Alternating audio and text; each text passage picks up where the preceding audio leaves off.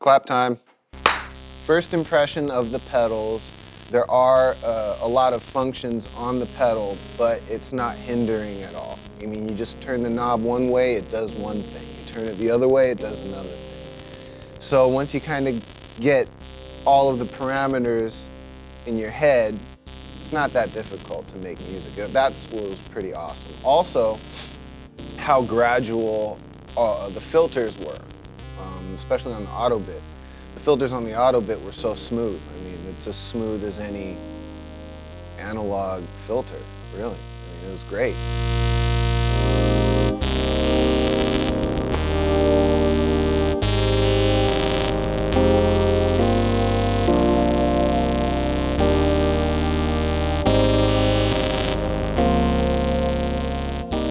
Just turning a simple knob left, you're able to destroy the sound and make it sound like all your favorite video games growing up.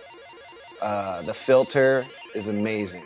It's just as good as any analog filter out there. That cutoff filter is great. I love using it. It changes the sound. It also warms it up instead of thinning it out as you're cutting the sound off.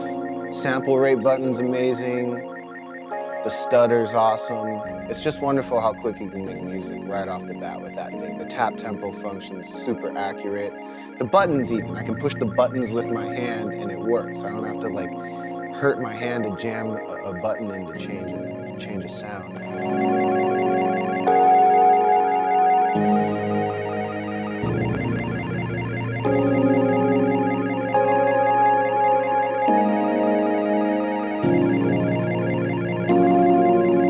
The Mercury7, my first impressions of that was how big and wide everything sounded. I know it's a guitar pedal, but the first thing I thought about was how could I use this thing in the studio? How could I get vocals through it, synths through it, drum machines through it? I couldn't believe how big it sounded.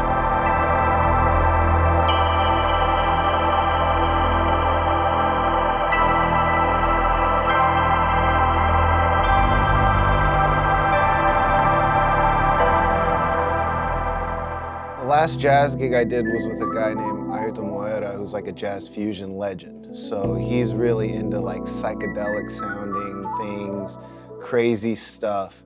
So I knew the pedals would not be too much for the gig. He loved the sounds that were coming out of the keyboards. And what was great about it was I was using normal keyboards for the gig. It was just a Yamaha sound card.